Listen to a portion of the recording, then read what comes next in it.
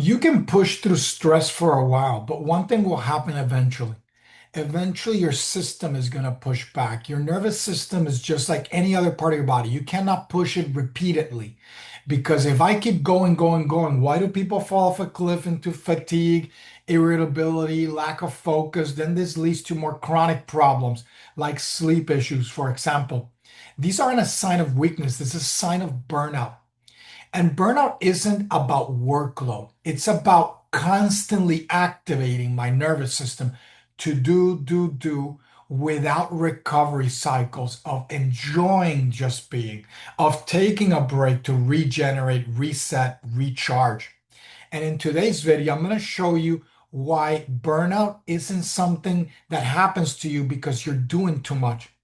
It's because your system never turns off. It's not being allowed to recover.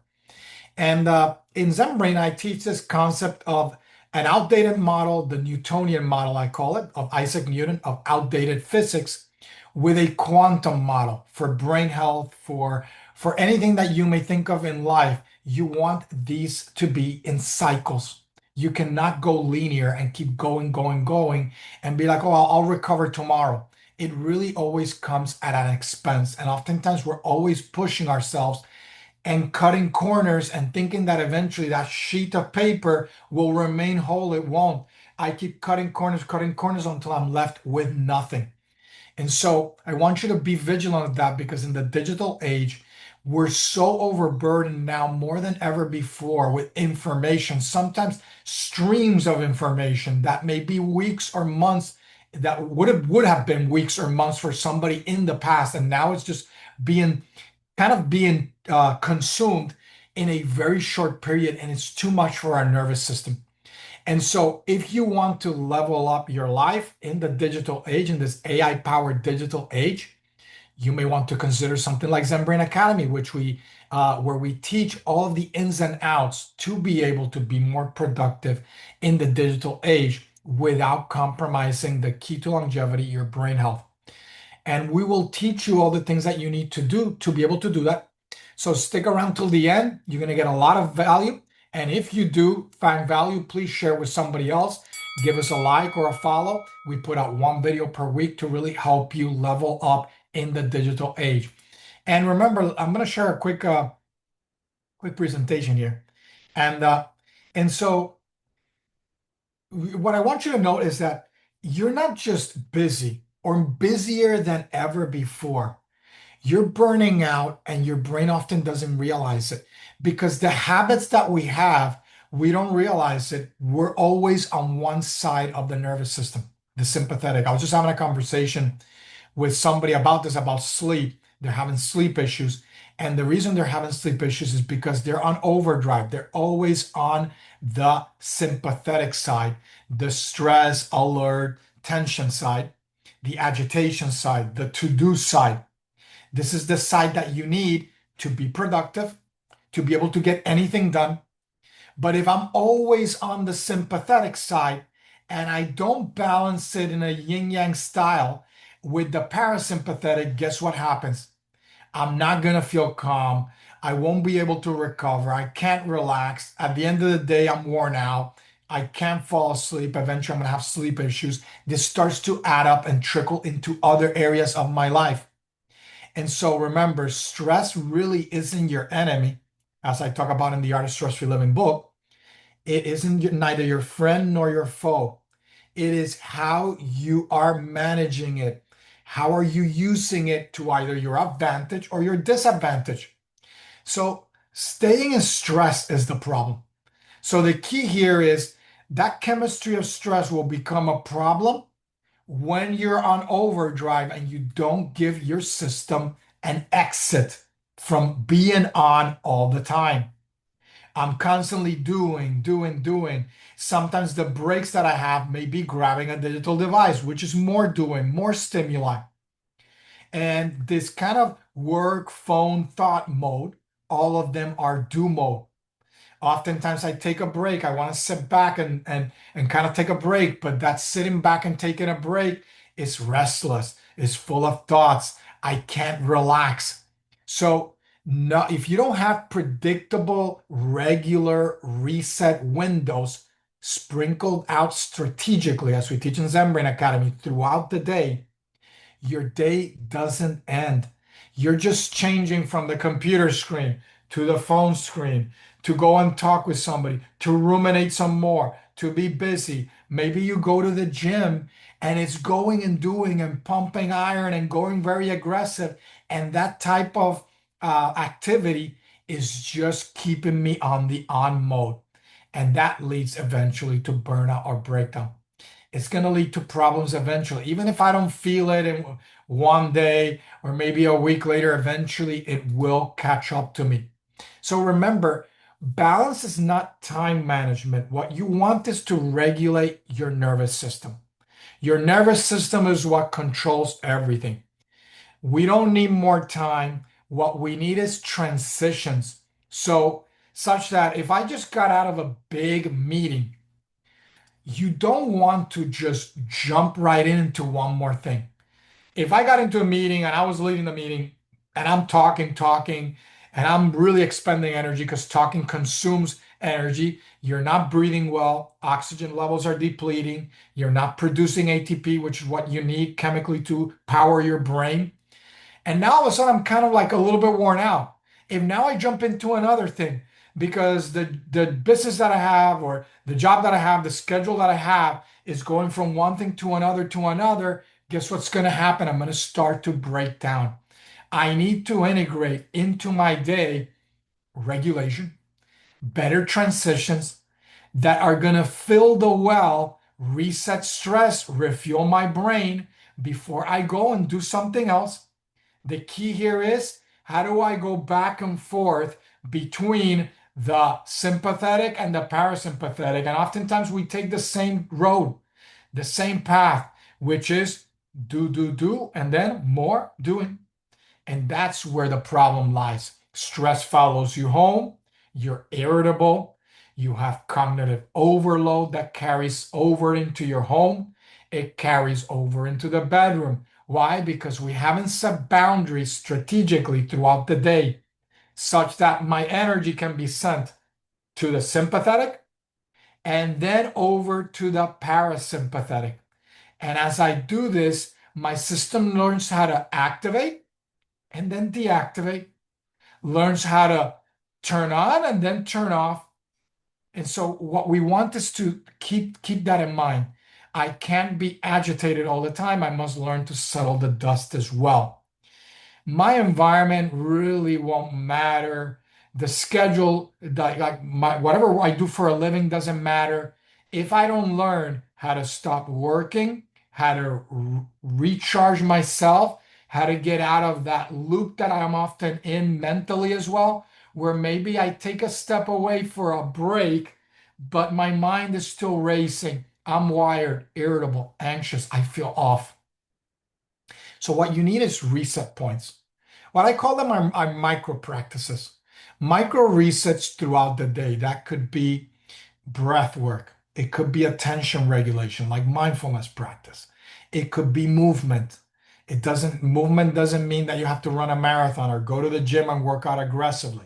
Yes, you should do cardiovascular fitness. You should work out. You should do things that feel good to you in terms of exercise, but you need to be moving throughout the day as well as your environment. And that environment could be the room around you. What do you have in that room that's pleasant for your eye? That's going to keep you maybe connected to nature in some way, maybe with indirect sunlight or a bit more direct.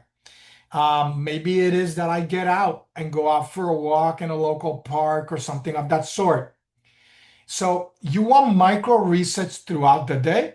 And depending on your schedule and what works for you, you would want a full reset. Something that you do that's for you. That could be at the beginning of the day or at the end of the day, but you need something where you go for a long walk or you go work out, whatever it is that you do, a yoga class, do something that feels good. This is actually something very important. I've written about this in other spaces in my newsletter, the Beehive, which is that when you do things that feel good, they actually activate feel good neurochemistry. And it's a reason why doing things that feel good help you to feel better long term because they're changing you chemically. So it's not about just, I go get a massage, oh, that feels good, I'm relaxed. It's that the mind state that I'm in during that massage, I'm letting go. I'm forcing myself to stop doing things. I'm just going to be passive. I'm going to allow the body worker to do what they're going to do. When I come out of that, if you measure neurochemically the changes, mood regulating hormones are up. You're going to feel better. Dopamine is up. You're going to feel more motivated. Relaxation chemicals, bonding chemicals, all these things are going to be up, and I'm going to feel great. But if I'm always in a position where it's going to be turning on stress chemistry, anxious chemistry, fear chemistry, worry chemistry, guess what? That's all I'm sending to my body. I'm toxifying my body. I'm not going to feel good. My body eventually will break down. And so by instilling practices that are good for you, why is it that good nutrition is good for you? Because it activates feel good, healthy chemistry, anti-cancer chemistry, anti-inflammatory chemistry, so on and so forth, antioxidative stress. And it's habits that are activating the right chemistry because at the end of the day, the mind interfaces how with the body through chemistry. And when I do these practices, it's not only going to feel good, it's going to activate feel good chemistry, it's going to regulate your energy better. You're going to allow your body to reset so that you can go for another round of work, another meeting, whatever it is that you're doing. Sometimes you go hard at the gym after work, and it's not what your nervous system needs. You need to be mindful of your energy, protect it so that then you do something that's for you that actually will benefit you. And that's one of the reasons why I like martial arts, yoga, is because it's a holistic physical practice that is going to work with your body, but also with your mind, with your chemistry at a deeper level. And it's really going to work with you at a deeper level. But again, you do what works for you. Maybe you go to the gym and you practice in a different way, in a more mindful way. You're focused also on your breathing while you're pushing the weights, and it really helps you to kind of have a more holistic practice. You could go for a hike in nature, and that could also be a more complete practice because it's connecting you with nature. You're getting fresh air, you're getting sunlight, so on and so forth. And what the key here is remember recovery. These resets are not optional. Build them into your schedule. It is required for optimal performance. Even if I take a chunk in the morning or a chunk at the end of the day, I need to be doing things in the middle of the day that are actually helping me. And oftentimes the habits that we have don't do that. So, for example, you could have breath reset where you've been working for, ideally, it's 5 minutes for every 30-minute block. If you go an hour, there should be a 10-minute break. 50 minutes, 10 minutes. An hour and a half, an hour and 15-minute break. That's the ideal. But maybe you can't. Maybe you take only a 5-minute break and you want an hour. It's better than nothing. Then, when you take that break, step away from the computer. Maybe sit somewhere else. If you're more disciplined, you could do it right where you're seated. But it's often better for the person to just kind of go somewhere where that you connect with your recovery cycles. That is always a place where you sit or you go to do it. Maybe your business has a special room for this, or maybe you work from home and you go to another room, you step outside, maybe. You take a slow inhale and then you do a longer exhale, like 4 to 8, for example, for a second inhale, 8-second exhale. And that 8-second exhale is going to start to shift your attention and your energy, and it's going to start to activate the parasympathetic. Remember, sometimes it's about regulating the vagus nerve. We're often sending the wrong signals to this nerve, and we're always in an agitated, stressed out state. But the breath will send a different signal, and it will regulate your peripheral body, your breathing, your heart rate, your blood pressure, etc., in a different way. And the breath is one of the fastest ways in which you can exit stress mode because oftentimes we're breathing in a stressful way, in a way that's sending the wrong cues to your body and your nervous system to ramp up what? Stress chemistry. Then we have attention reset. This is where you're going to maybe train it through work by doing single task focus. You turn off notifications. You focus on one thing and you do that one thing before you take a pause and maybe you take a break to do other things, maybe even idle things, whether it's social media or email or what have you. I personally would block out time for those things so that you're not constantly feeling pulled by the cell phone. Because having that habit of grabbing, not having the cell phone by it, that doesn't impact your focus. What does is the habit of constantly grabbing the phone whenever it buzzes. I want to check what it is. It's taking me out of whatever I'm doing and it's training my brain for weaker and weaker focus. And every time I come back, I'm draining energy. I'm feeling more fragmented. So you reduce task switching by doing single task focus, not multitasking. That's a myth. And then by doing this type of training during work, you're less scattered. You're going to start to train your focus as you work. Another way in which you can train it is through mindfulness. So when you take a break, do a mindfulness practice. I have a whole bunch of guided practices in Zen Brain Academy that are tailor-made for this. Short, 5 to 10 minutes max, sometimes even shorter than that, so that you avoid depleting your energy, throwing yourself off. You want to alternate between doing and being. So your doing can be structured in a way that stimulates focus, and then you take breaks to be, to relax, to practice mindfulness, to strengthen your attention. If you're doing this single task focus and you get pulled, gently bring yourself back. Keep training your attention. Remember, in Zen Brain Academy, we say train the brain. That is the key to everything. You train the brain, you're capable of having better memory, better skills, a better life, better sleep, better mood, better anything. Anything is possible because the nervous system is your main hardware for the software of the mind. And through the chemistry, it acts on your DNA, on your cells to do a variety of different things. So it's going to act on your DNA, on your proteins, on your genome or your proteome to get different outputs. And you can train that. I used to have this kind of brand a long time ago when I started this journey that I called DNA hacking, or the DNA hacker, they used to call me, of being able to use the mind to kind of override your DNA, to override what's called your gene expression. Another way in which you can do this through movement, walking, changing your posture, stretching, yoga asana, twists, what have you. Your body shifts your brain faster than your thoughts. So if you're feeling really restless, don't kind of think your way out of it. Just get up, move your body, go for a walk. Maybe say, I'm going to take a break. I'm going to go to the gym.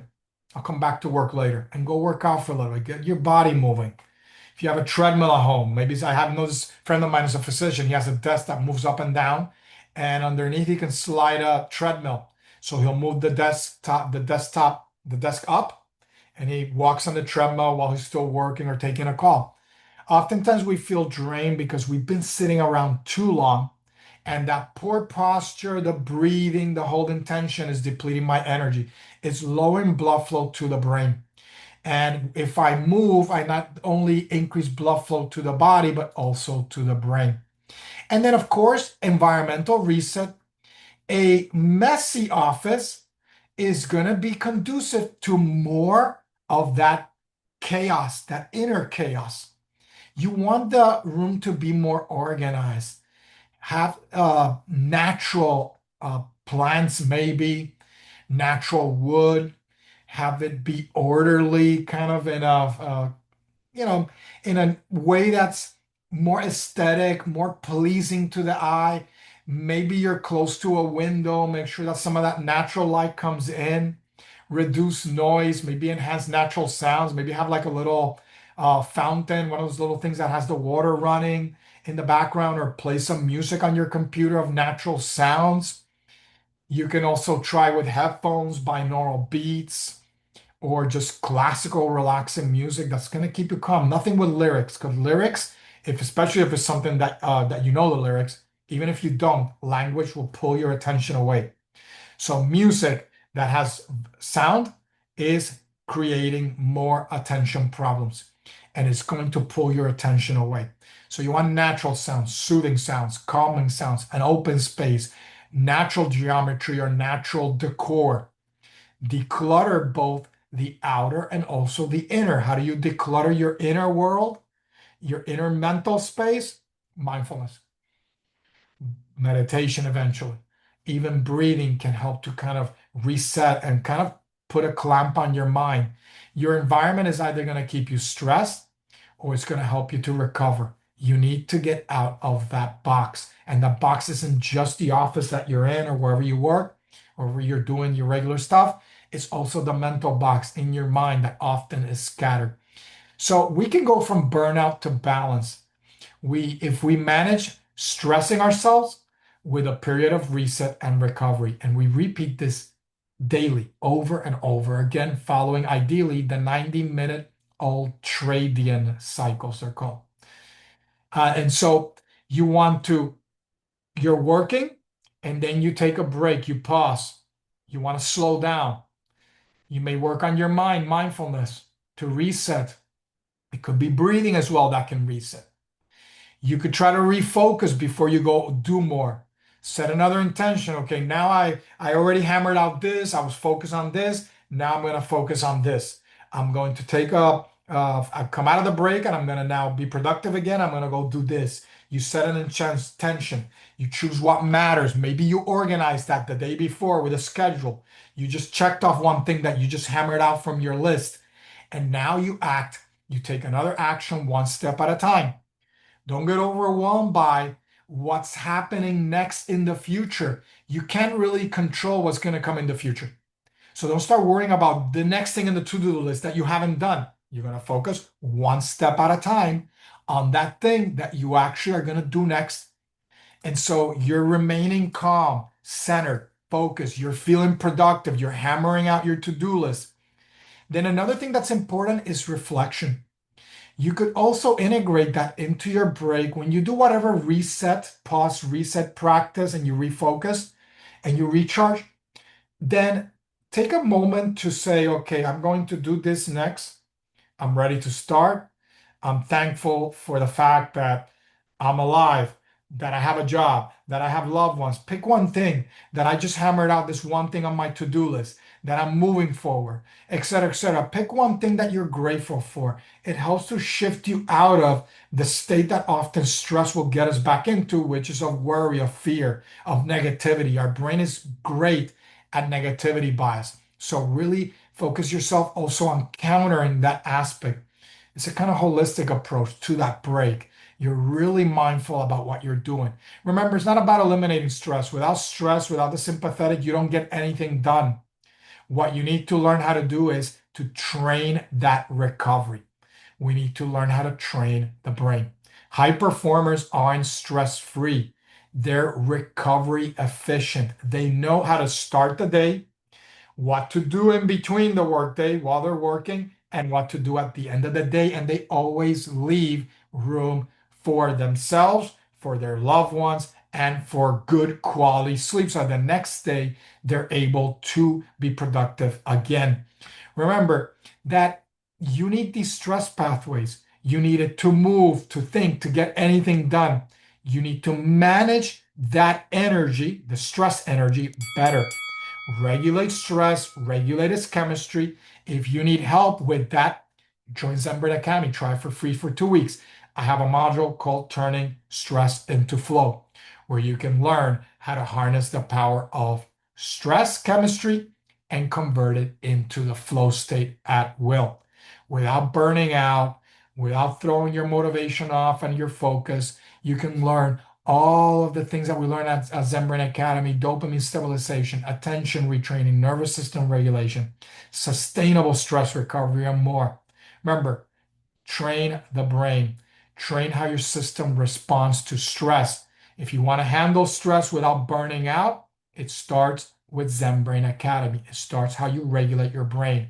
The key to longevity, to health, to a fulfilling life lies in your brain. Protect brain health, And you can do that with Zen Brain Academy. Take care. See you next week. Stay Zen.